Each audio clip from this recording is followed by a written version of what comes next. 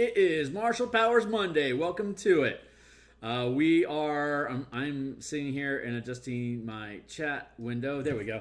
All right, cool. So I'm going to need a moment here, as usual, to check my signals to make sure everything is coming through as intended. Just make sure. Killer. Okay, great. So I'm going to drop signal here in Twitter. Down in the doobly-doo down below. Like, subscribe. You can see my Twitter feed where I have just posted that we're live here, Martial Powers, and I am going to take a moment here to kick through my typical Discordians, the DMsGuild Lounge. What up? Indestructiboys. Designosphere blog, Trent Monk bringing us truths about optimization, Dungeoneers Pack, masterful flavor and great conversations about MTG conversions, classes and constructs, also amazing conversations about MTG conversions and color mana philosophy in general. Zipperon has, if you don't know Zipperon, you should check out his stuff. He has great DMs advice.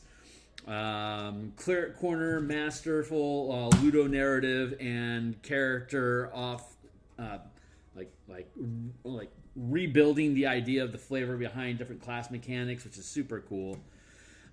Rich Mary does similar class design and flavoring. Fry Minis is he's got the scoop on anything new that comes through, plus his major stuff, and it's got a great community in general for creators.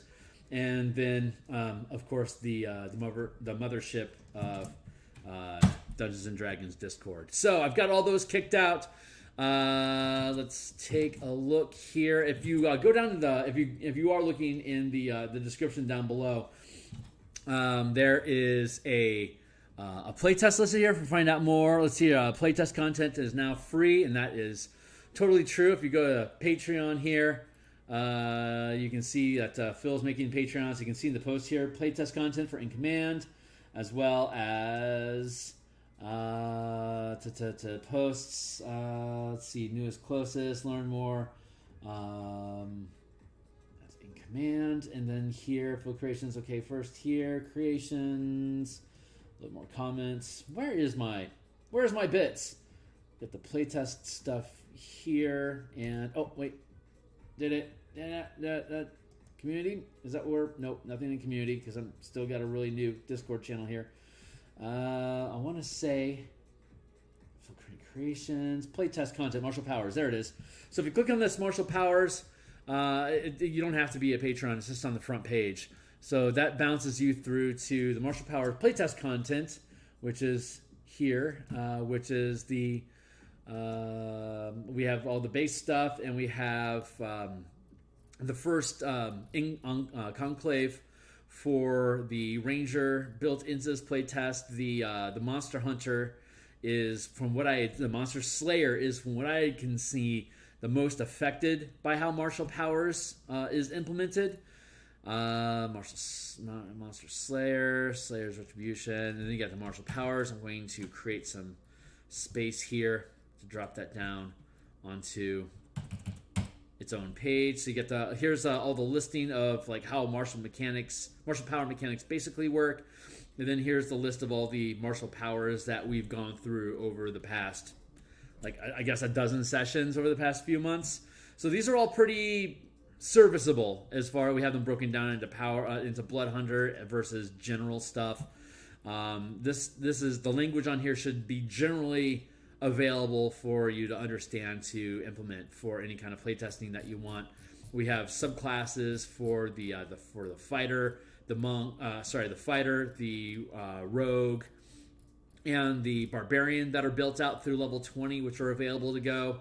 The paladin we went over a couple weeks ago, which is basically how minimal you have to change anything in the paladin in general to be able to implement these mechanics. And then, of course, the Ranger we're seeing has been the most modified to date. So what we're going to do today is continue in that endeavor. We are going to go back into the different Ranger conclaves to see what else can be modified. So I'm going to make sure that that looks good. So we've got, I'm going to pull DMsGuild here, or the D&D Beyond here, for us to start looking at Ranger archetypes, and then the Beastmaster through, and we already did the Monster Slayer, which is already in the playtest content that we were just looking at. We're just going to pick through, we're just going to go back through these and see what could be done. So I'm going to, for this effort, I'm just going to pull open a separate, just a notepad here for, this is how I do a lot of ideations on my own time. Ranger conclaves using martial power. So when we're referencing this stuff, we can look at the playtest content that already exists here for the Ranger. There. Channeling martial powers. So we have spellcasting can be intermixed with martial powers. So when you gain a level, you can either add on spells or martial powers. You can swap between the two of them. Rangers and paladins work that way. If you're playing an Eldritch Knight that has access to spells, or the Rogue's Arcane Trickster, you can freely mix the martial powers with the spell casting that you gain. But if you're taking the spell casting subclass, then it's defaulting to all the mechanics. Like you gain a first, second, third, fourth level spell slot, which means that unless you're using the mana conversion system that I have available, then you would be like, if you have a third level spell slot, then you'd be using that to spend 3 points on martial powers, whether it's an exploit, a strike, a reaction, a maneuver, or a sustained ability. Since as written, it breaks it down into spell slots, then you would be using those as well. So obviously, if you're using martial powers, you can lean into just having the power progression of martial powers. And again, here's the progression tree that we have. So if you're playing a martial class with martial mana, such as the rogue, the barbarian, the fighter subclasses, then you'd be having this. That's not the right progression. This is the progression that we have in the playtest content. It's long rest. We think that Wizards is going to be going towards long rest for general resource management, instead of having the variable of how many short rests are we actually having. Has a huge impact. I would love to have all these have the true martial classes, barbarian, fighter, and rogue, calibrate to a short rest mechanic with mana. It just doesn't work. So there's too much spikiness. There's either not enough resources available to you if you're not pacing properly through your day with a short rest, or you're getting too many. So setting it to be a long rest, to have it coincide and scale alongside what we have for half casters and full casters, is the soundest solution that we have. And once 5.5 comes out, we can see if our instincts on that are correct or not, and adapt accordingly as necessary. So, but I'm pretty happy with long rest. Shout out to Drunken Yoda, who had built a long rest warlock progression that I may be leaning into with him for the spell point warlock conversion that I have on DMsGuild. If we find that Wizards commits to going with long rest mechanics, then we can bend into that same narrative of basically having them end up with the same progression as hybrid point casting. And so it has a 40 points on a long rest instead of 20 points on a short rest.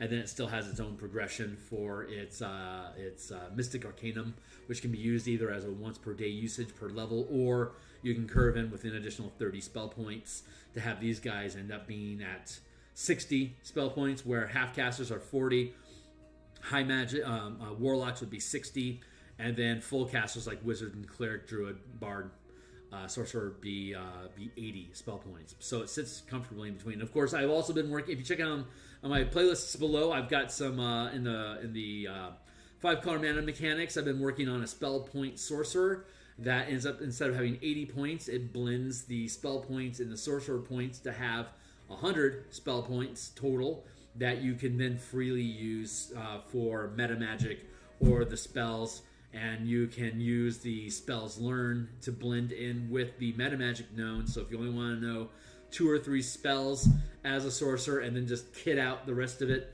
with a ton of different meta magic options, you're able to do that. I think that's super fun, and it leans into the old 3rd edition narrative of stacking meta magic effects, which also means you need to be really delicate about which meta magic effects you allow into the game and how they balance with each other. There's a ton of things that you could do with meta magic that isn't healthy for it. Maybe I'll be getting back to the spell point sorcerers in the next couple weeks or so, just to revisit it and keep pushing the ball. But there's I've already got a couple different playtests about that, so it's worth looking into. But hey, we're looking at Rangers today, so we're going to set a clock here for us to have a 20-minute timer, so we can have about an hour and a half spent on this. I'm going to make a 20-minute marker, so every 20 minutes we're going to start anew. That is launched. So using our sheet here, let's again look at the rules that we have for the Ranger. Ranger class features, mixing spell casting. You can learn spells instead of martial powers if you choose at DM's discretion.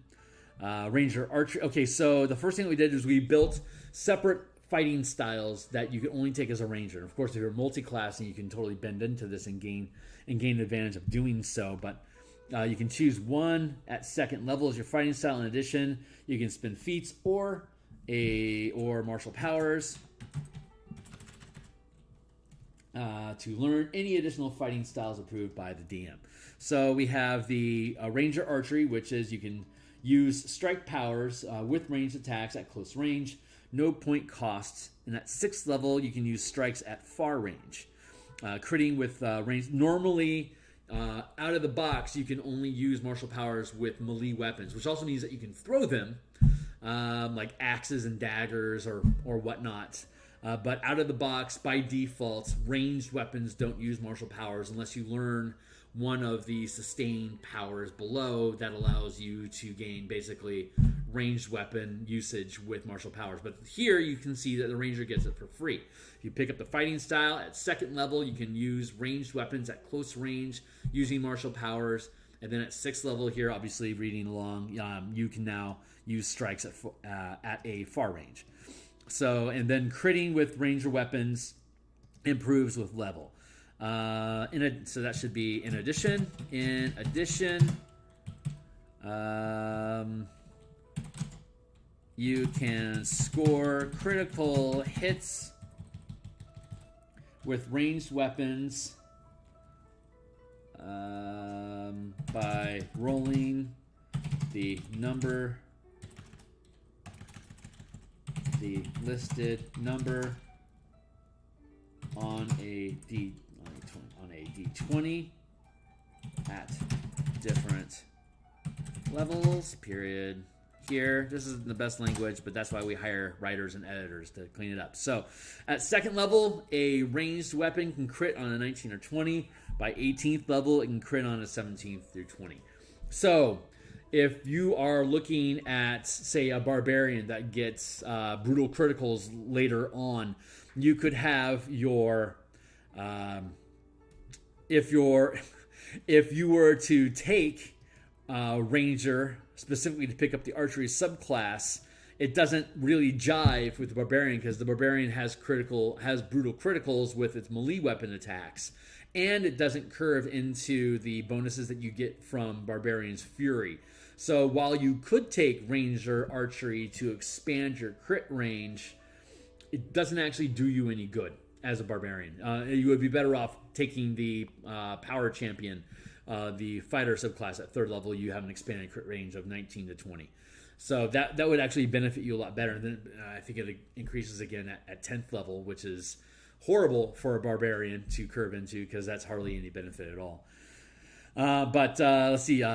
So the ranger has the improved crits with ranged weapons, which plays into the power fantasy of the ranger. Or the alternate power fantasy that rangers speak to is the dual wielding specialist. And here we read that while dual wielding weapons, you can use any two one-handed weapons you're proficient with, while dual wielding without penalty, using attack action with one weapon and the bonus action with the other range. So you can pick up any two weapons, like two scimitars at level 1, or rather at level 2, and you can use both of them, one as an attack and one as your bonus action, to be able to have both of those attacks without any penalties. At Ranger 6, while using the attack action to attack with one weapon, you can spend 1 mana to use a bonus action to make 2 attacks with the second weapon, which is basically an open weapon flurry of attacks that a monk would gain at 2nd level that the ranger picks up at 6th level. Alternatively, you can lock 2 mana to use a bonus action every round to make 2 attacks instead of spending 1 mana each bonus action. And at 6th level, you have access to 2nd rank powers.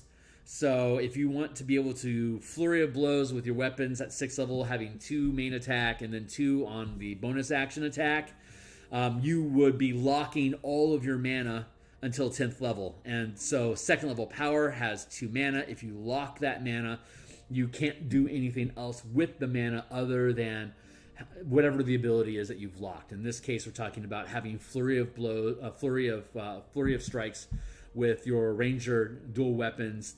That is literally the only thing you can do with your mana while you have this locked. So there's obvious advantages and disadvantages to the different balancing in the system. By 10th level, you could lock both of them, and then you would still be able to use first rank powers. So, and of course, there's a ton of them here in the playtest that you're welcome to look through. Beep, beep, beep, beep, beep, beep, beep, beep, beep, beep, beep. What is the other significant change that we made? You got the fighting styles, and then you got Mark of Prey, which replaces the Hunter's Mark idea or the other subclass options. So 2nd level feature instead of it's just like basically a power that Rangers gain for free is essentially what it is. Instead of taking Hunter's Prey, which I guess you could still technically take as a spell, but it's going to eat up your concentration. So this doesn't. As an object interaction, you can mark a target within 90 feet as your prey.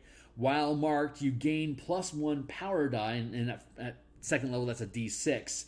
Bonus, not to damage, but to your attack roll against your marked prey. And while marked, you also make intelligence and wisdom checks with advantage against your prey for investigation and perception checks. Mark remains until your prey falls beyond 0 hit points, until you switch a target using another object interaction, or you dismiss the mark as part of your turn, or you begin a long rest. So as an object interaction, you get one of those for free each turn. So each turn, you can mark something as your prey, and then you can start shooting at it. So it's super simple. And by making the bonus go to the attack roll instead of the damage roll, you're again fulfilling that ranger fantasy of being able to hit what you shoot at more regularly, which is so much better than just doing extra damage. That extra damage has been worked into for the ranged archery, for instance. Here is that crit. So, but the changing the mark of prey this way, as we have here in the playtest, the monster slayer, it has slayer senses, which replaces the hunter senses, so that magically discern, the best to hurt it. When you mark a target, as here for mark of prey, you immediately learn whether the creature has any damage immunities, resistances, and vulnerabilities, and what they are. If the creature is hidden from divine magic, you sense that it has no damage immunities. That's exactly the way that the Monster Slayer feature works, except it's just using the Mark of Prey to better interact.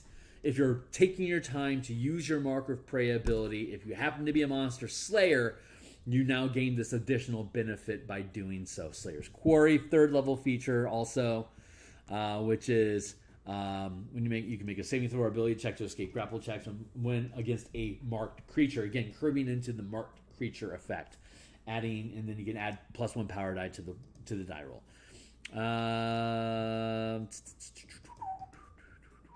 11th level replaces magic user Nemesis as a reaction when you see a creature within 60 feet of you teleporting.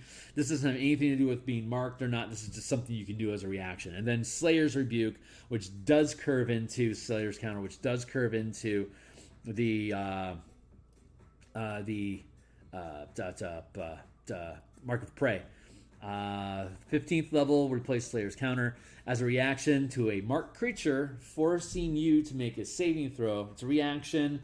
You can make a weapon attack. If you hit, you automatically succeed with the save, in addition to any effects from the successful attack, which is freaking gorgeous for 14th, because when you hit, you can dump mana into it, which allows you to do a power strike to deal additional damage and cause effects on it. So that's a super cool use of the abilities in general. So that's kind of the gold standard right now for how a Ranger Conclave can curve into what Martial Powers offers, because so much of the Monster Slayer features lend themselves to the changes that we had made, primarily to Mark of Prey. So we're going to continue now, and let's take a look, keeping this stuff in mind here, what we get from Beastmaster. So we are building Beastmaster. This is how we do the do. If I was off stream or on stream, this process is pretty much identical. So this is how I do. So let's see. Third equals gain a companion. 2 mana equals replace companion. So this is going to assumes we're using the revised Tasha's Cauldron of Everything Spirit Companion optional feature.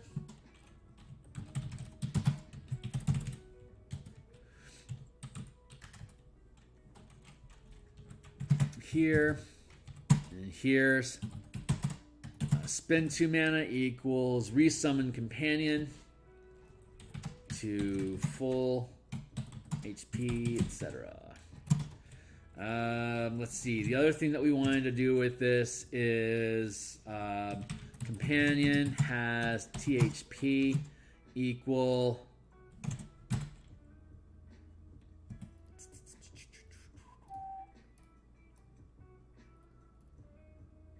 Beastmaster optional Drake Warden. Let's see, hit points 5 times 5. Let's go to create an option class. Optional class features.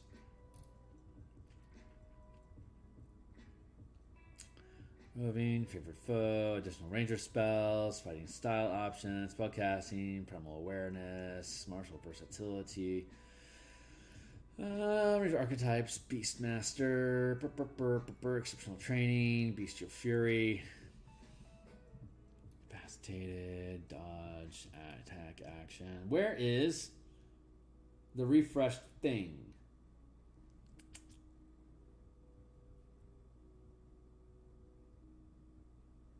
Beast base, exceptional training. All right, well. We'll have to fetch that. Companion.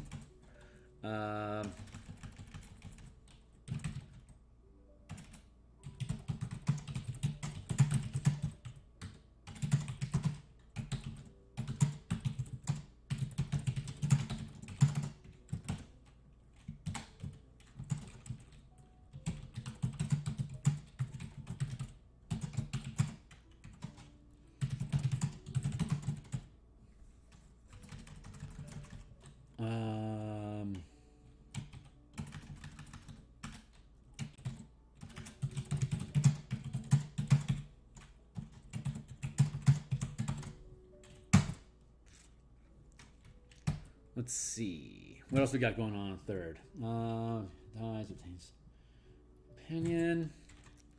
Let's see. Third equals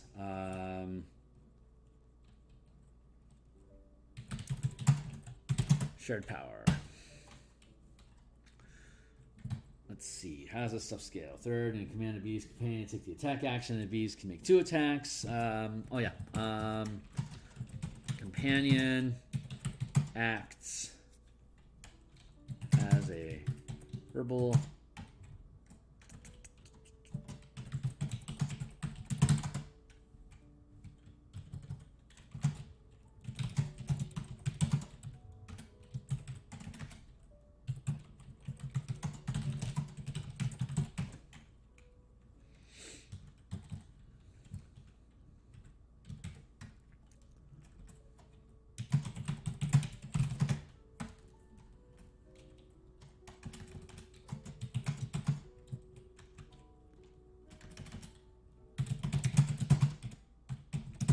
Ranger can command companion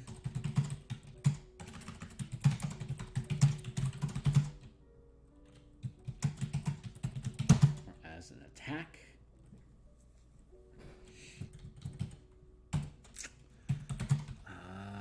Seventh equals shared power. Can channel strikes through companion.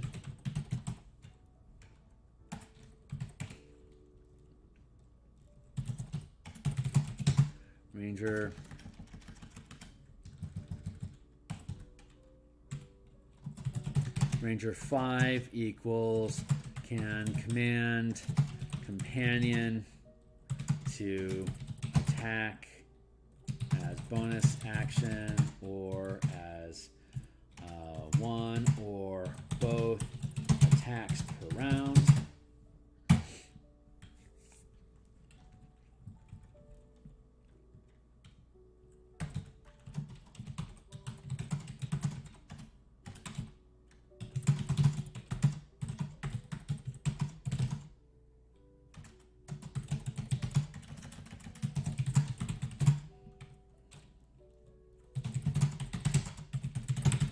So in tandem, so when your ranger acts and it has a companion, this is going to be the same for the Drake Warden. Most of this stuff is going to be the same for the Drake Warden having a companion. Is it acts in tandem with you. So you and your pet can move at the same time that they're moving. Your action economy and your pet's action economy are the same in this system. So you can either use an action, an attack, multiple attacks, or a bonus action to have the pet be able to make its own actions. Basically, you can exchange your own action economy for the companion's action economy as needed. Basically, the ranger has effectively 2 bodies that share the same amount of hit points. The companion has its own stack of temporary hit points, and once those are gone, it starts eating off of the ranger. The ranger can resummon it at will. Let's see. Companion.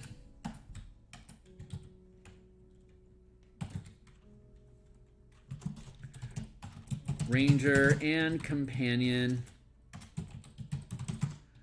both have reactions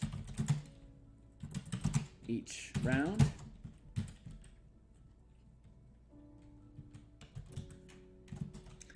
If companion has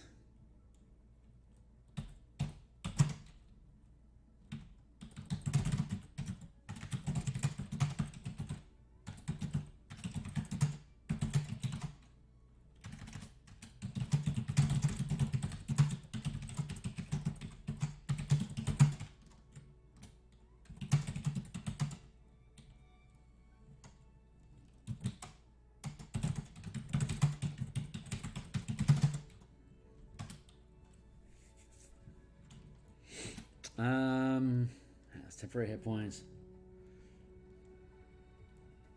So it's the companion when it's hit, it has its temporary hit points eaten up before the ranger's hit point pool is taken. It is possible for the ranger to have a companion that still has temporary hit points even though the ranger itself has been dropped to 0. So in those circumstances, the ranger's companion is able to utilize the ranger's full action economy to do whatever it is that the player would want to do, whether it's going to just be drag the player to safety. The pet fishes a potion out from the ranger's adventuring kit and pours the potion down its throat, Lassie style. These are things that you can do. Hey man, how you doing? Yeah, thanks, Micah. So far, I mean, like, if you checked out the rest of the stream, you know that you can check out all this playtest content. If you check on the Patreon link down below, this full document here is free for you to look at. All my books on DMsGuild are always 100% preview, so you're basically looking at the unedited prequel or a preview of what will eventually be published on DMsGuild. So you can playtest this stuff immediately right now with Ranger, Paladin, Fighter, Barbarian, and Rogue. We'll eventually have the Monk, Artificer, and Warlock folded into these as well, and there's 138 martial powers that are already roughly worded. But for the most part, there's my 20-minute marker, so we're going to restart that. We're doing pretty good. Excellent, man. Glad to hear it.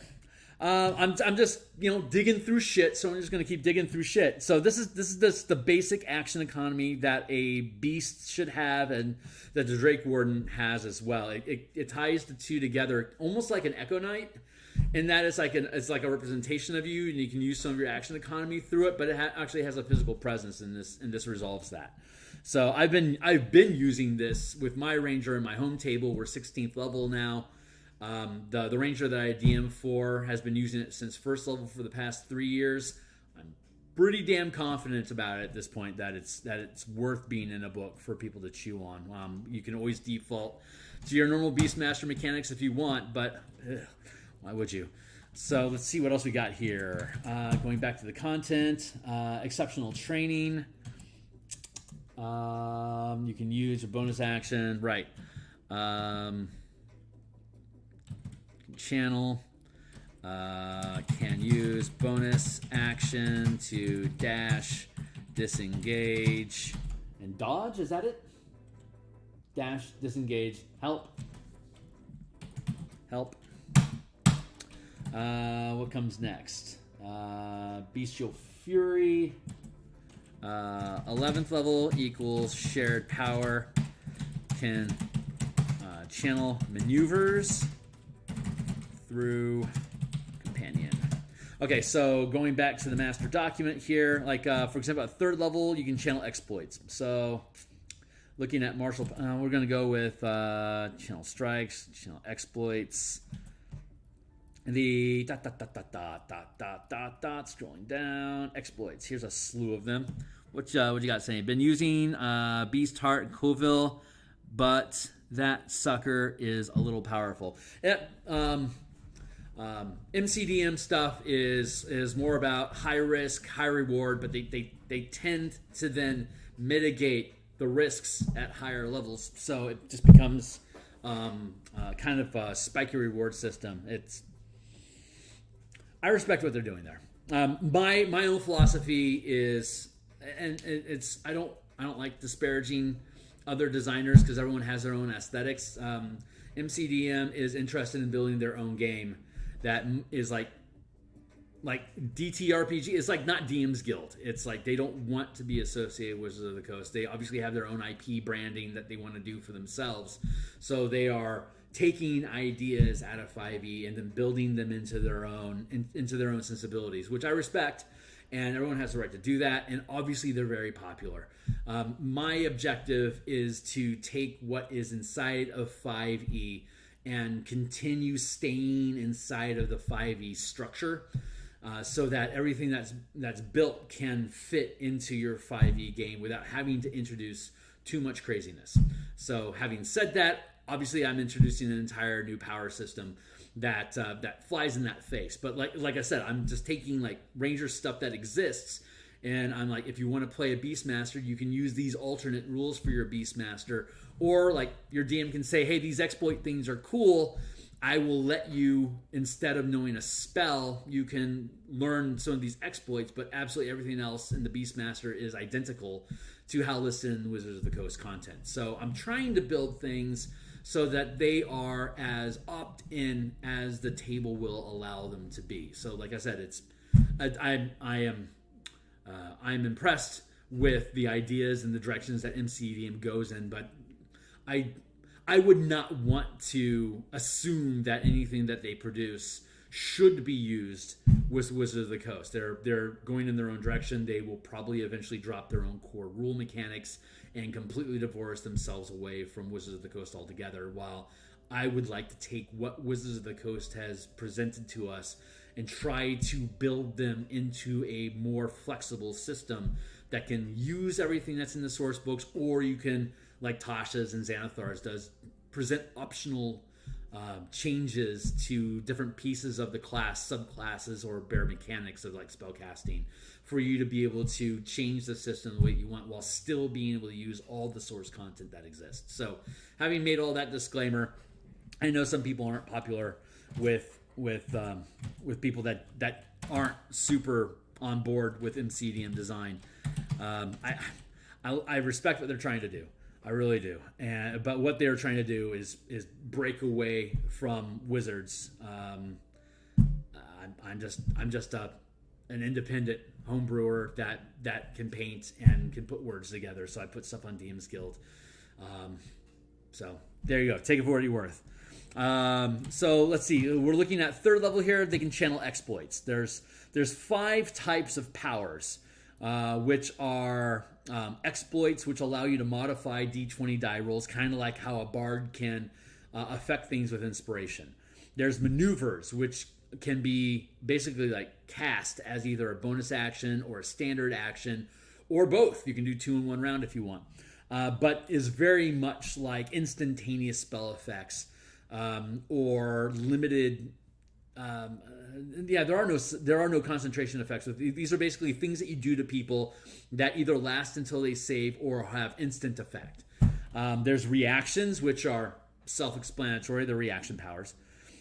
There's strikes, which is it's like a combination. It's basically like paladin smite spells that can be used with the same action economy as divine strike. You hit something, you spend the mana, you get the effect. And then you have sustained powers, which are things that you can concentrate on to have ongoing effects that primarily affect yourself. So when we're building this thing out, and we're seeing that through the class progression, it has like Bestial Fury, which is lean into multi-attacks, and then share spells, which is at 15th level. And when you cast a spell on yourself, it can affect your target as well. So 14th level shared power is when you channel a sustained power, your companion benefits from the effects as well. And then 11th level channel power can channel maneuver through your companion. So having said that, let's take a look at...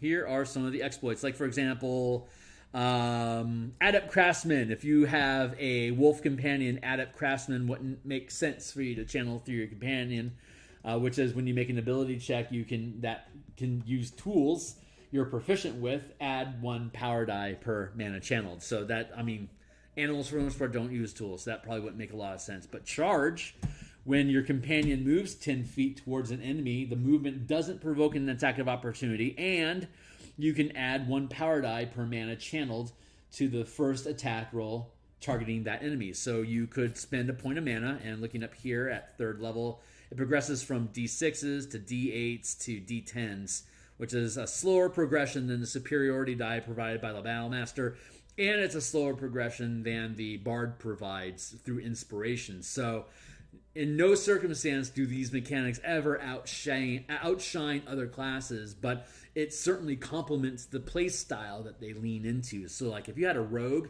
and the only thing you wanted your rogue to have were exploits, then it would become a sick skill monkey. Or you could lean into strikes and reactions so that your rogue becomes a heavy combatant using its sneak attack to deal like smite spell effects. So going down here again, looking at some of these things we were looking at charge. We know at 3rd level it's a D6, at 10th level it's a D8, and then by 18th level it eventually becomes a D10. So if you were to use an exploit at 3rd level with your wolf moves 10 feet during your action using your own tandem activity. You have your wolf charge 10 feet, and then the target that charges towards you can roll your D20 and then add a D6 on top of that D20, plus whatever your normal attack roll bonuses are for your wolf to hit, at which point then it could use its natural ability to trip, for instance, to keep that opponent from moving away easily. Or you could do something like Empowered Shot doesn't work. Field Medic probably doesn't make any sense. Ground Fighting, when you make an ability check that can use the acrobatics and athletics check, or when making a grappling check, add 1 power die per mana channeled. So your Beast Companion would be able to use Ground Fighting, so you could add a bonus mana. Like if you're doing the trip attack, and like say it's doing a grappling check, you would be able to use you could spend a point, and then when the wolf does its trip attack, you could use the power die to increase its score by D6. So extended attack when making a melee attack with a weapon. See, a wolf doesn't use a weapon, so that wouldn't qualify the wolf. So there's limits on what it can actually do. Here's a good one. Resilient. When making a saving throw, you can add 1 power die to the roll, which at 3rd level is a D6. So if your wolf gets targeted with an attack, you could use Resilient for your wolf. It could get a D6 and add it to the bonus, which can prevent it from potentially whittling down its temporary hit points or your own ranger's hit point supply. And then at 3rd level, it has strikes. So, like for instance, here, let me get back to the right thing. Exceptional training, Beastmaster. If we're looking at strikes, going down here into the playtest content, strikes. Here they are. So at 3rd level, you can channel up the 1st level strikes. At 7th level, you'll be able to. This comes in at 7th level. So a 6th level ranger has access to 2nd rank strikes. So you could do all of the 1s and all of the 2s. You could do 2 1st rank strikes together, like freezing and flaming strike together for 1 mana each. You could put 2 points into flaming. You could put 2 points into freezing. Or you could like pick up ensnaring or ensnaring strike or innovating strike or any of these 2nd rank powers for 2 mana apiece. Like provoking strike, you send your wolf in, you make the attack roll with charge. It's like say you spend a point to have your wolf charge in to have an extra bonus to hit, and if it does, you can then spend 2 mana for your wolf to then use provoking strike, which is you can deal psychic damage and add 1 power die per mana burned. The creature can only attack you until it loses line of sight or you are incapacitated. So if your wolf hits with provoking strike, it locks the enemy in on only being able to attack the wolf until it loses sight of the wolf or the wolf is incapacitated.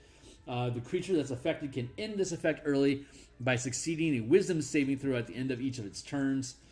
Creature immune to charm are unaffected. So how you can play with this is you can send your wolf in, have it clip a target with provoking attack, and then set to dodge.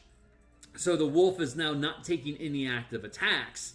Instead, it's just dodging, and your ranger is freed up to take pot shots with ranged attacks or to flank with your companion to get advantage on all your attacks while the target you've picked is being provoked. And then on top of that, as an object interaction, you could use your marked prey, and then you get an additional D6 to hit that target on top of the flanking that your wolf is providing. So there's a ton of added value that you get out of using this with minimal changes. So that's just an example. Again, you can look at the playtest content, just click in the doobly-doo down below, and it'll take you to the stuff for you to play with your own wolf. At 11th level, you gain access to maneuvers, and so your pet becomes, you can channel maneuvers through your companion.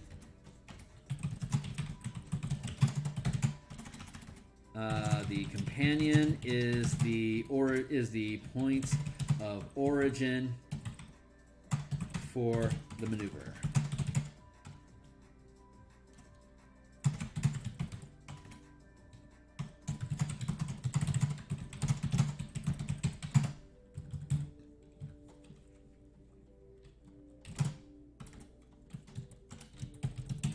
Attacks. Can channel exploit through companion actions. Die rolls. Channel maneuvers through your companion. Again, so like that. Let's look at some of these. A beep beep beep beep beep. Let's see. What are we looking at? These are maneuvers. Let's look at like maneuver mobility. You wouldn't really need to do that. Because you're the dodge. No, you already gained all that stuff. So rally, you or an ally you can see gains temporary hit points equal to 1 PD per mana. That would absolutely be useful on your animal companion to keep you from having to use your own hit point resources. Swift resuscitation. Let's see, overrun. What's a fun one? Vanish. Oh, using vanish on your pet. So your pet becomes invisible until the beginning of your next turn. Super easy. You could use these, again, vanish, like you could use that as an action, or you could use that as a bonus action, depending on how you want to do. Like at upper level, like at higher levels, restrain hold while you're grappling something. You can force a grappled creature to make a strength or dexterity saving throw. So if you spent a couple attacks getting the grapple, and you could then use your bonus action to then restrain them, for instance. Anyway, thumb through that stuff. 14th level, you can change sustained power benefit. When you channel a sustained power, your companion benefits from the effects as well, period. So yeah, that is, and no, it's specifically not gaining reactions. Those are staying on the ranger, though the animal companion has a reaction, you just can't channel reactions through it. So exploits, then strikes, then maneuvers, and then sustained. So that is the Beastmaster in a nutshell. I'll be able to upload that when we finish all the content. So let's go with Drake Warden. Drake Warden. I'm going to file, save as documents. Let's see, book stuff, martial powers, Ranger Conclave conversions, Drake Warden, Beast Master.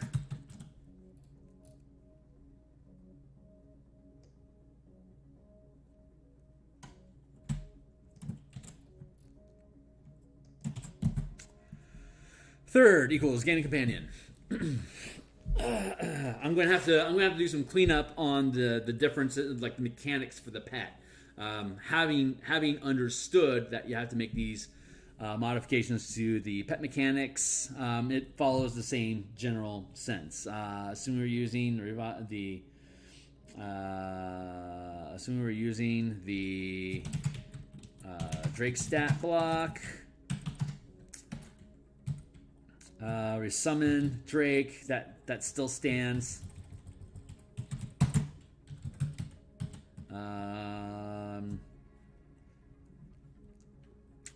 Companion has temporary hit points equal Ranger's PB times 5. I'm keeping that so that the Drake Warden isn't outpacing the Beast Companion. There's 7th, 11th, 14th.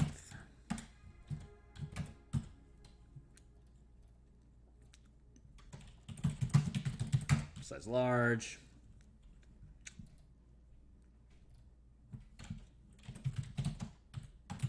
Breath weapon as printed, costs 3. 3 mana to recharge. And then the rest of this stuff is the same.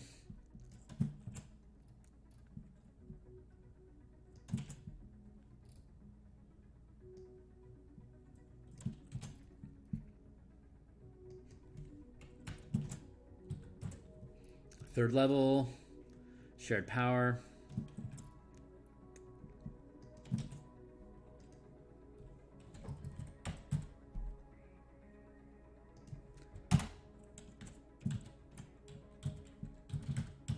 Seventh level equals shared power.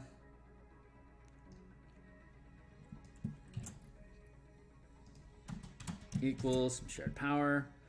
11th level equals size large, breath weapon as printed, and then shared powers, channel, and 14th level. Shared power, sustained power, you and your companion both benefit from them. Equals size large as book, as TCE, and then breath weapon.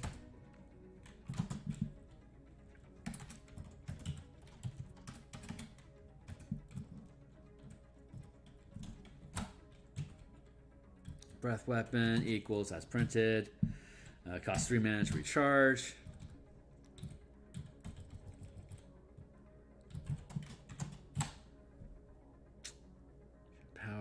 Power. There. There may be some more. Woo! Timer. I'm going to go back through. Let's take a look here real quick at the Drake Yarden to see what we need to add on here. Drake Companion, blah, blah, blah, blah, blah, blah, blah. Bond of Fane and Scales. Bond you share with the Drake intensifies, protecting you, stroking you. When you summon a Drake, he grows wings on his back. Can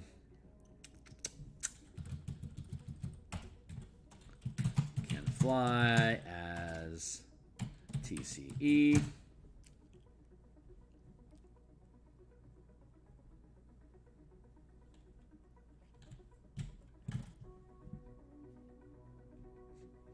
Let's see, can fly, deals extra 1d6 damage on attack,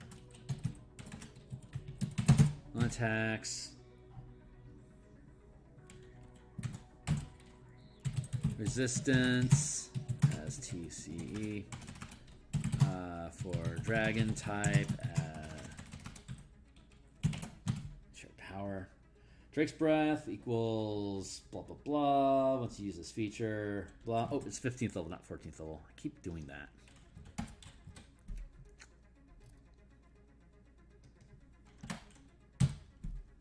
There. Let's see. Perfected Bond, Empowered Bite.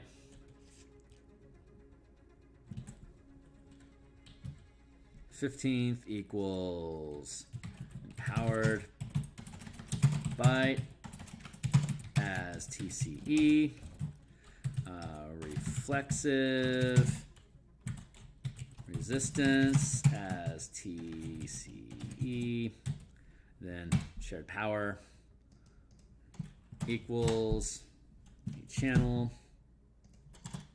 equals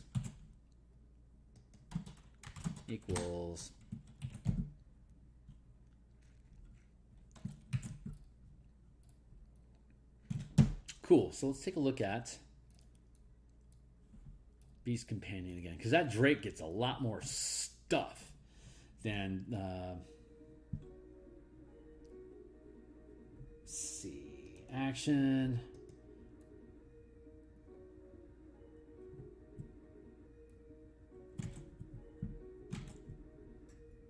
exceptional training, beast, share spells, 11th. Let's go with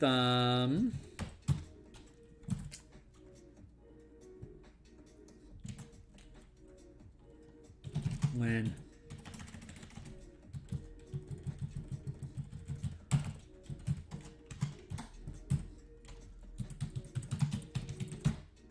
attack, when taking the attack action, the companion gains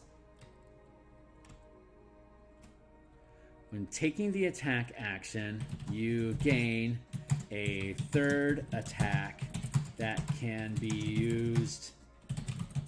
That can only be used through the companion. So at 11th level, this companion, period.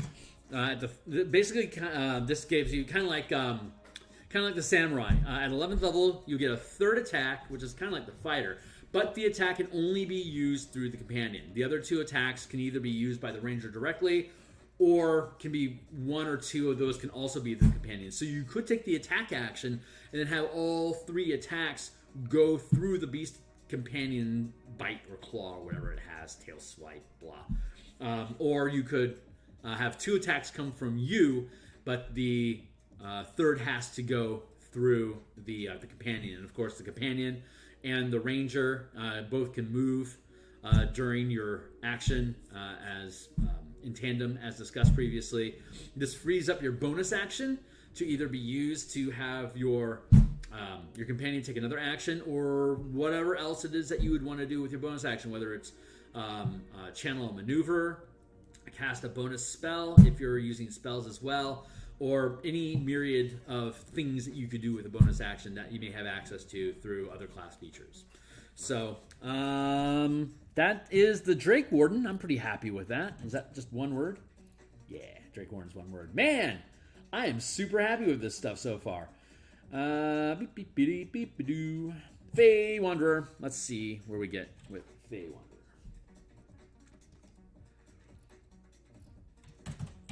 Fey Wanderer. Let's see what cool shenanigans we can find inside Fey Wanderer that we can bring to the forward. So you can augment your weapon strikes with mind scarring magic drawn from the Gloomy Hallows. Ooh, coffee time. When you hit a creature with a weapon, you can deal an extra D4 psychic damage to the target, which you can take this extra damage only once per turn. The damage increases by D6 when you reach 11th level of this class.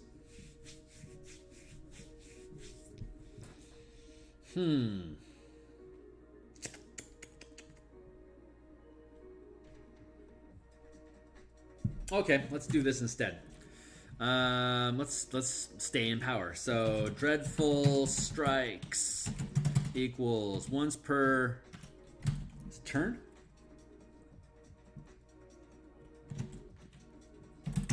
Once per turn, you can deal 1 power die damage. You can add 1 power die of psychic damage to 1 attack. That's not bad at all. It starts off as a D6, which is a little... Okay, so here's the thing about added damage with the Ranger Conclaves. Ranger has, by default, using Wizards of the Coast thinking, is that you're going to be using Hunter's Mark. Hunter's Mark, instead of dealing, according to WotC, should deal extra damage to the target that's marked. And it should require your concentration, which is, using current 5e sensibilities, horribly outdated. But we'll see what they decide to do when they do 5.56e. But for now, the way that we changed it is that it's a bonus to the attack roll on the marked target. So that frees up a lot of design space for us to do added damage through all these conclave options. And a lot of conclave options have a lot of added damage. So the idea here then now becomes that you aren't capped on that D4 to D6 at 11th level, which is not that significant. Instead, changing it to an additional power die is a D6 out the gate, becomes a D8 at 10th, and then becomes a D10 at 18th level. And then all the other strike scaling that you have uses that same progression. So once per round, you're gaining a bonus power die to damage for an attack. If you want to add additional mana on top of it to hype that damage even further, when you score a hit, that's when you would choose to use the power die, and then you can add more to it. So really good burst potential, but it's a class feature, and you have to pay in to make it overclock, which never overclocks. It's never going to outperform what the Paladin can do for the same, but it's pretty good. So Fey Wanderer, that's Dreadful Strikes, that's third, and then we have, let's see what happens at seventh. Fey Wanderer's magic. These are things that you get on top of the powers that you learn. So nothing gets taken away there. Gifts are fine, it's just flavor. Otherworldly Glamour. Your Fey qualities give you a supernatural charm. As a result, whenever you make a charisma check, you gain a bonus to the check equal to your wisdom modifier. I'm perfectly good with that. Make a charisma check, blah. In addition, you gain proficiency to one of the following traits. Otherworldly Glamour.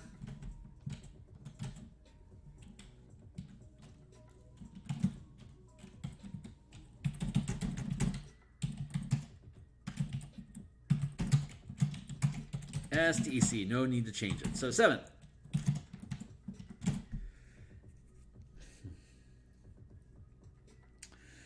Beguiling Twist. Let's see if there's something here that we can play with.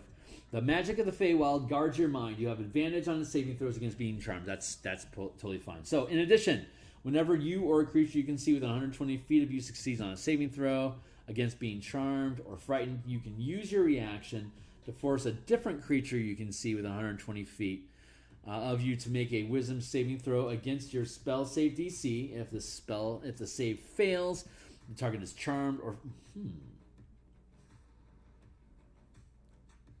yeah, no need to change that. Beguiling Twist.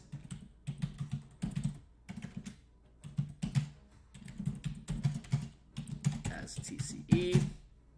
I think that's TCE. As source. No changes.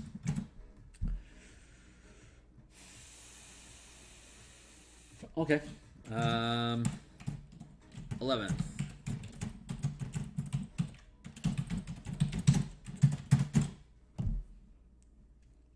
The Royal Court, as the Feywild has blessed you with an assistant of Fey being, you know summon Fey as spell.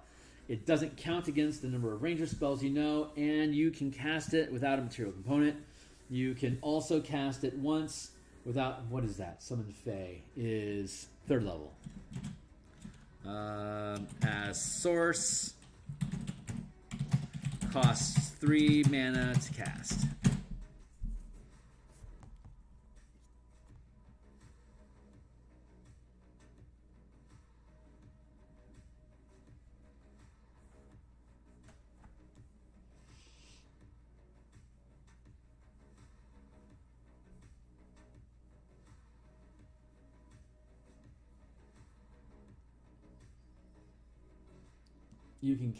You can also cast it once without a spell slot, and regain the ability to do so when you finish long rest. You know summon Fey as a spell. Okay, great. Yeah, 3rd level spell. There you go. As source, cool. And I'm fine with it not requiring concentration. There you go. 15th.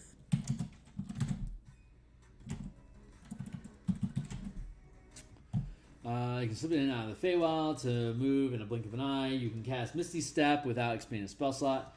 You can do so a number of times equal to your Wisdom modifier and regain all expanded uses when you finish a long rest. In addition, whenever you cast Misty Step, you can bring along one willing creature with you. You can cast without expanding a spell slot. That creature teleports in unoccupied space. Misty Wanderer equals as source. Cool. Easy peasy. So the only real change we had to make here was Fey reinforcements, having a cost, and modifying Dreadful Strikes, but still definitely worth noting. So, cool. That was easy peasy. Let's go to the next one, Gloomstalker.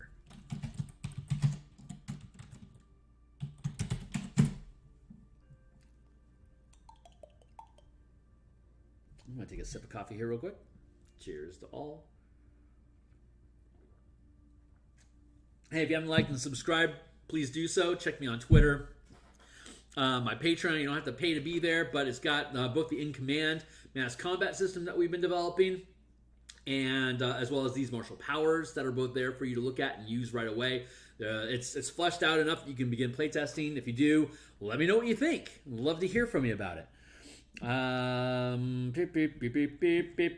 Check out my books on DMsGuild, link below. Follow me on Twitter, link below. All right, back into it.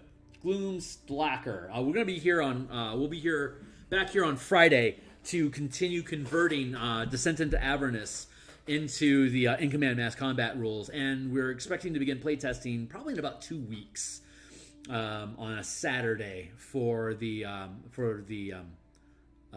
hopefully we'll have the Infernal War Machine convoy combat mechanics resolved, and we already have almost all of the Zariel Flying Fortress versus 12,000 Demons playtest resolved. We'll be working on the Scab, as well as the anchoring chains around Elturel. Those should be the 4 encounters that we have, and I'm anticipating getting through 2 of them per session.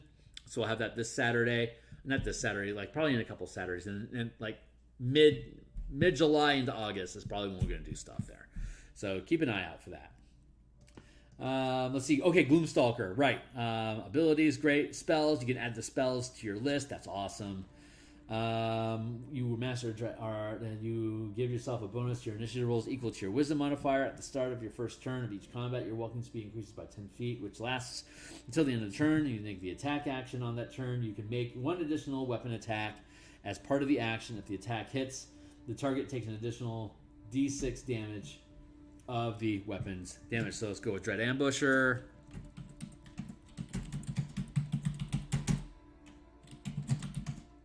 As source, damage,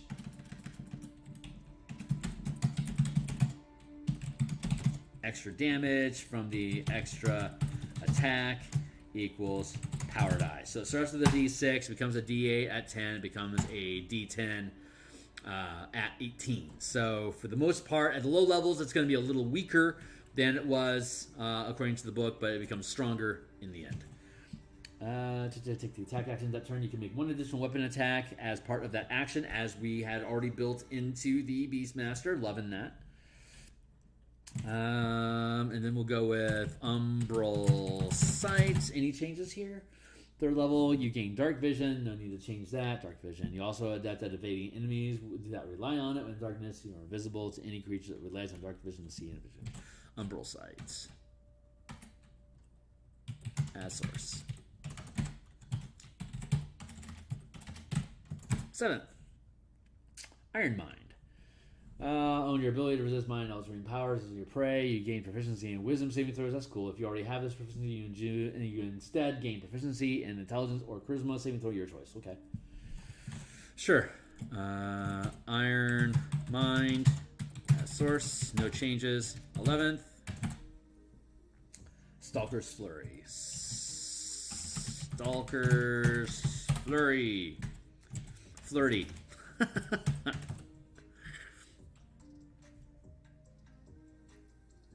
see what this guy does. Save. At 11th level, you learn to attack with such unexpected speed that you can turn a miss into another strike. Once on each of your turns, when you miss with a weapon attack, you can make another weapon attack as part of the same action. Okay, no need to change that. Stalker's Fury as source.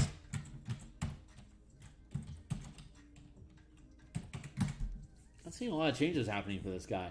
You can dodge in unforeseen ways with wisps of supernatural shadow around you. Whenever a creature makes an attack roll against you and doesn't have an advantage on the roll, you can use your reaction to impose disadvantage on it. You must use this feature before you know the outcome of the results. Okay, shadowy dodge.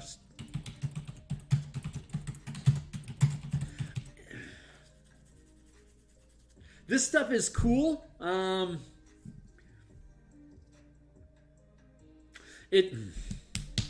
Martial Powers does a lot to allow martial combatants to just do a lot of stuff, but also with like maneuvers and exploits, give them a lot of stuff they can do out of combat as well, in the form of just actions they can take or bonuses to die rolls. So I would say that Gloomstalker is a really good example of features that don't get in the way of what martial powers can do, but completely complement what martial powers are attempting to achieve. So let's take a look at that again real quick. Supernatural energy around you. Whenever a creature makes an attack roll against you and doesn't have a reaction, you can use your reaction to impose disadvantage on it. Yeah, I'm good with that. Attack, unexpected speed. Turn a miss into another strike. Once on each of your turns, when you miss with a weapon attack, you can make another weapon attack as part of the same action. Again, you could use exploits to improve your attack rolls on these, and anything that you hit, you can use mana to pop with a strike power. Gain proficiency. Yeah, I'm good with that stuff. Yeah, I'm pretty happy with these so far. Okay, cool. Horizon Walker. Spells, cool with it. Detect Portal. At 3rd level, you gain the ability to magically sense the presence of a planar portal. As an action, you detect the distance and direction of the closest planar portal within 1 mile of you. Once you use this feature, you can't use it again until you finish a short or long rest. See Planar Travel, Section 2, DMG, examples of planar portals. Cool. You gain the ability to magically sense the presence of a planar portal. As an action, you detect the distance and direction to the closest planar portal within 1 mile of you. Once you use this feature, you can't use it again until you finish a short or long rest. How do we want to do?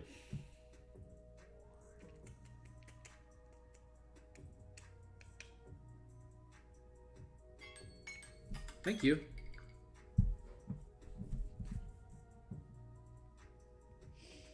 This is my last 20 minutes, so let's see what we can do. I'm wondering if I want to augment this by allowing it to be refuelable.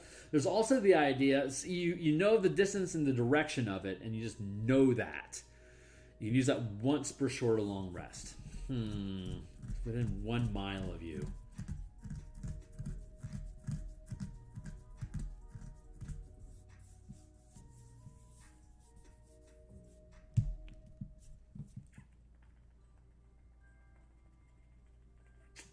I don't need to change it.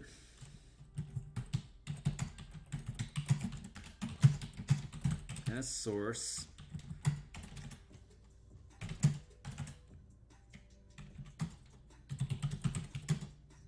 Distance equals 1 mile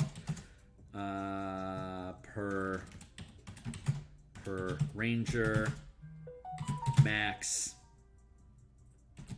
rank.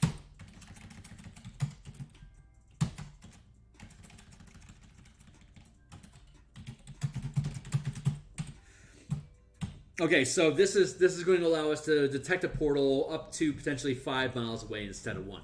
Here's a fun thing about how these martial powers work. When you're multi-classing among various classes, full casters don't get anything. Screw you, full casters. You get 0 credit for martial powers when you are a full caster. They learn power through spells and their own wibbly hand magic stuff. That's cool.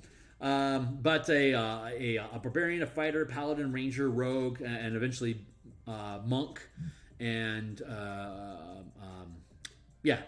monk, they can multi-class freely between all these, and just like spellcasters, they continue to increase their max rank. So if you had 6 levels in ranger, 6 levels in paladin, 6 levels in barbarian, you'd still be considered an 18th level channeler for the maximum level of power and the die and the max die roll that you would have, but you'd only be considered a 6th level barbarian or a 6th level ranger or a 6th level paladin in that. So even though you would be able to channel up to 5 mana into any powers that you know, you wouldn't be able to know more than 2nd rank powers with any of them, because none of them have gotten past 9th level. They'd have to be 10th level to learn 3rd rank powers. So this ability that we just built, this modification we just made, is distance equals 1 mile per max ranger rank.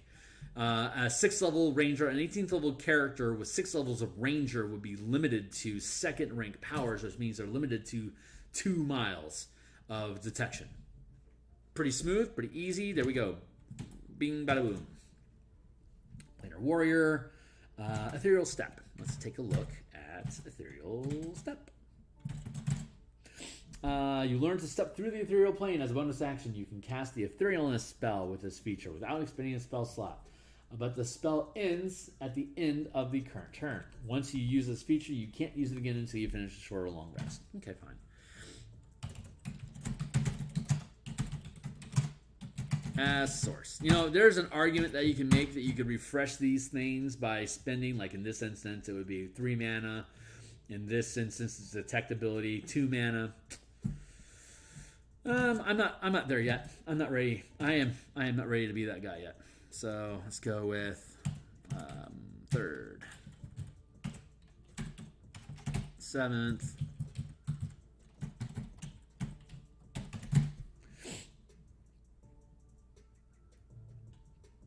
Distant strike. You gain the ability to pass between the planes in the blink of an eye. When you take the attack action, you can teleport up to 10 feet before each attack to an unoccupied space you can see. If you attack at least 2 different creatures with the attack, you can make 1 additional attack with it against a 3rd creature. So distant strike as source. I'm fine with that as is. As source. And then 15th.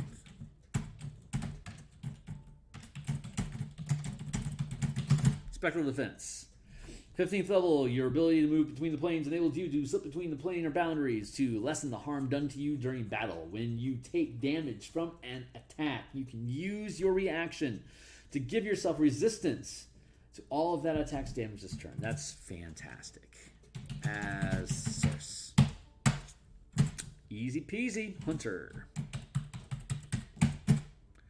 There's Hunter. We already did the Monster Slayer, and then there's Swarmkeeper. So we're down to 2. Whoo dilly. Hunter, Hunter, Hunter. Hunter, Hunter, Hunter. Let's go to... Let's see what this does. Hunter's Prey. You gain 1 of the following... Okay.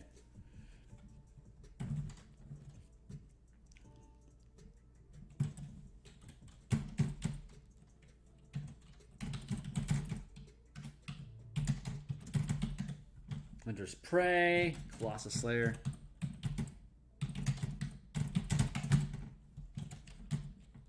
Giant Killer,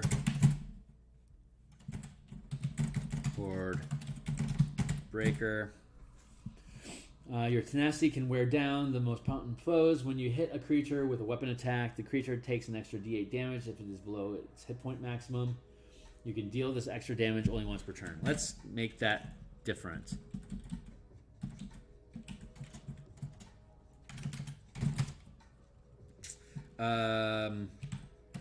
Once per turn. Once per turn. 1 attack deals +1 PB weapon damage.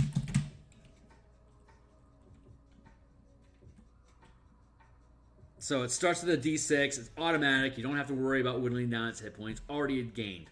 At 10th level, it ups to a D8. At 18th, it ups to a D10. So that feels better. Giant Killer. When a large creature within 5 feet of you hits or misses with an attack, hits you with an attack, you can use your reaction to attack that creature immediately afterwards, provided you can see that creature. Giant Killer equals as source. No need to change it. Horde Breaker. Once on each of your turns, when you make a weapon attack, you can make another weapon attack with the same type of weapon with the same weapon against a different creature that is within 5 feet of the original target and within reach of your weapon. Okay, great. Horde Breaker as source. No problem there. 7th.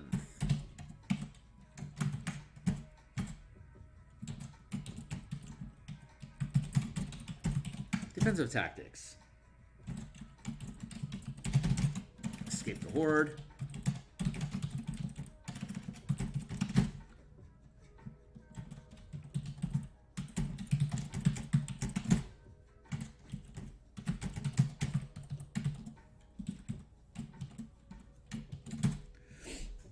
Opportunity attacks against you are made with disadvantage. I'm good with that. As source. When a creature hits you with an attack, you gain a +4 bonus to armor class against all subsequent attacks made by that creature for the rest of the turn. Multi-attack defense. As source.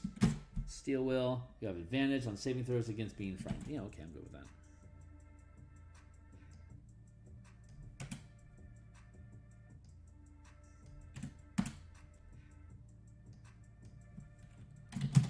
As source. Cool. And 11th.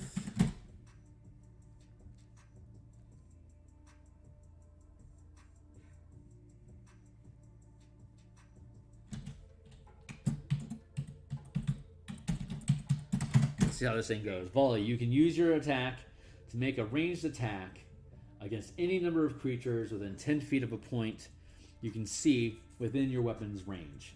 You must have enough ammunition for each target as normal, and you make a separate attack roll for each.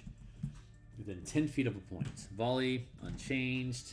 Whirlwind attack. You can use your action, to make a melee attack against any number of creatures within 5 feet of you with a separate attack roll for each. I'm fine with that.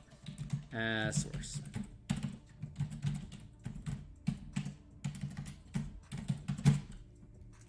Superior Hunter's Defense. Evasion. I got no problem with evasion.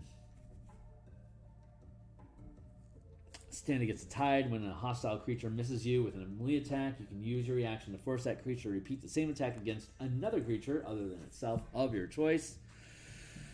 Uncanny Dodge. Let's see an attack. You can use your reaction to have the weapon damage. Okay, as source. So, superior. What is that?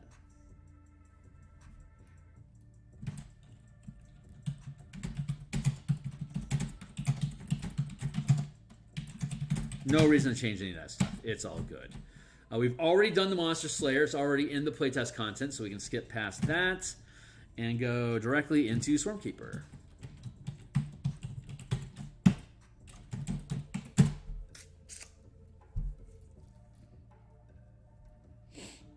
Swarmkeeper. Burp, burp, burp, burp, burp. No spells for you. Oh, nope, there they are. Wait. Yep. Nope. Nope. Yep. Swarmkeeper magic. Good. Got your swarm. That's cool. Swarmkeeper magic. That's cool. Let's see how this gathers swarm. A swarm of intangible nature spirits has bonded itself to you and can assist you in battle. While you're alive, the swarm remains in your space, crawling on you or flying and skittering around you within your space. You determine its appearance, or you can generate its appearance by rolling the swarm appearance table. Blah. Once on each of your turns, you can cause the swarm to assist you in one of the following ways. Immediately after you hit a creature with an attack. Let's see. This is Gathering Swarm.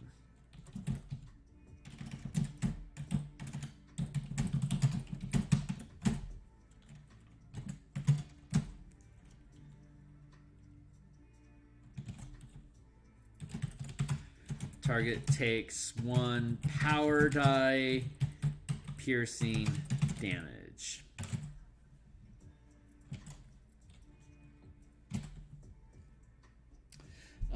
The attack target must succeed on a strength saving throw against your spell save, or be moved by the swarm up to 15 feet horizontally in the direction of your choice. You are moved horizontally in the direction of your choice.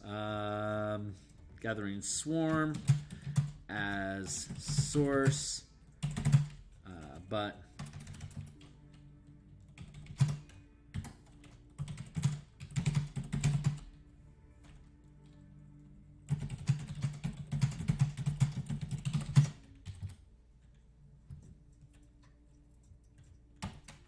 there. 7th, Stormkeeper magic. Oh, we already have Stormkeeper magic. Cool. Writhing Tide. Cool. 7th level feature.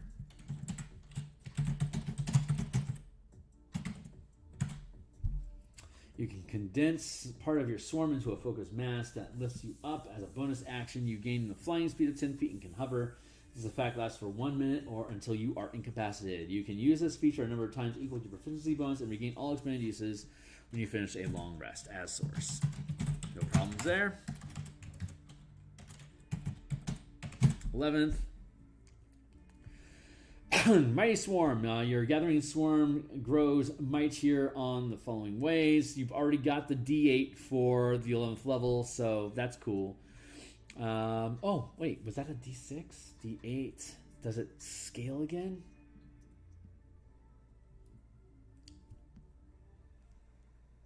If a creature fails its saving throw against being moved, you can also cause a swarm to knock the creature prone, and when you are moved by a swarm, it gives you half cover until that's as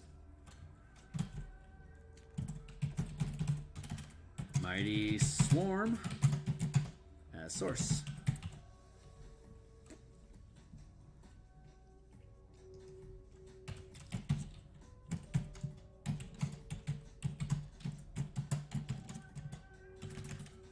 At 11th, D10 at 18th. 15th. Final bit, Swarming Dispersal. You can discorporate into your swarm, avoiding danger. When you take damage, you can use your reaction to give yourself resistance to that damage. You vanish into the swarm and then teleport to an unoccupied space that you can see within 30 feet of you, where you reappear within the swarm. You can use this feature a number of times equal to your PV and regain all expended uses when you finish a long rest.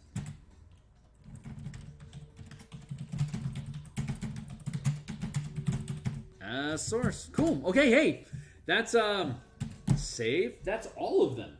And we have 5 minutes to go, so I'm just going ahead and cancel that. I'm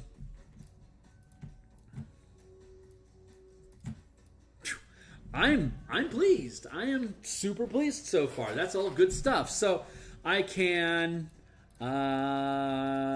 pick this stuff up. I'm going to grab these.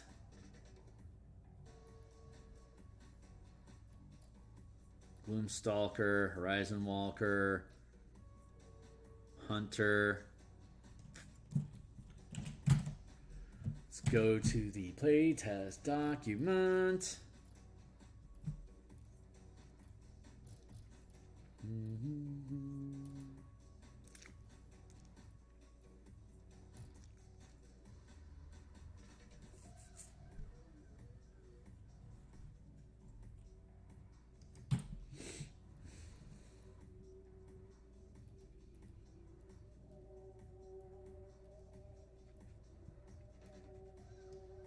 Size is that 16.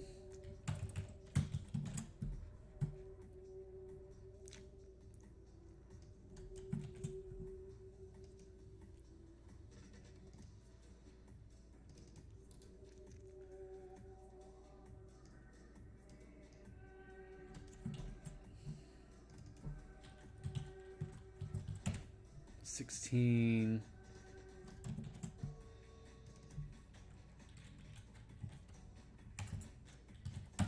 16.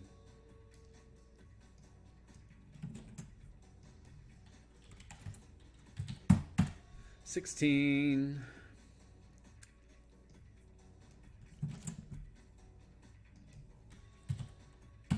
16.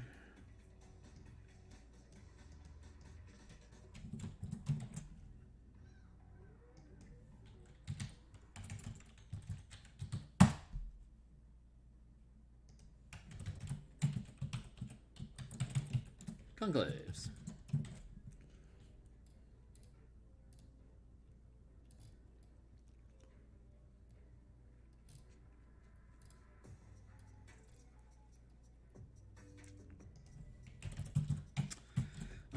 Still cleaning up the language, but here's the quick notes.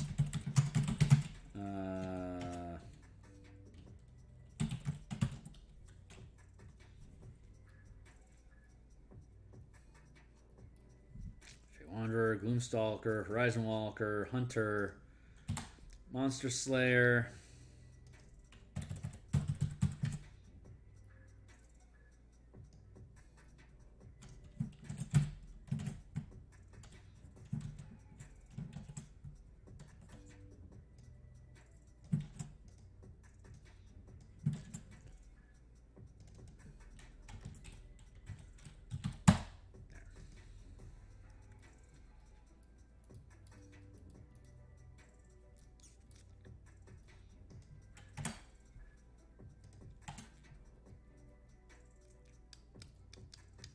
We'll clean these things up a little bit.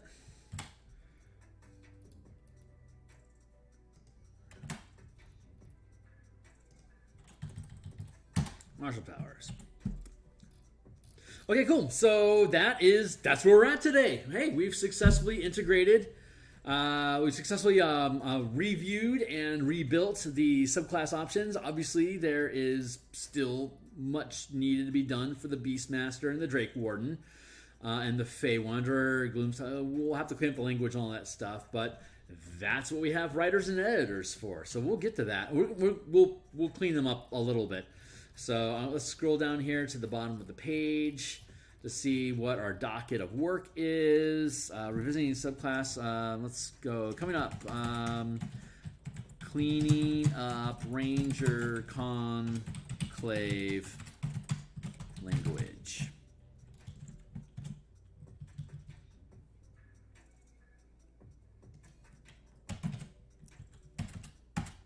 Put that down there. Okay, great. So that means next Monday, we are going to look at artificers using power gear, and which we call magic items. We call it power gear instead.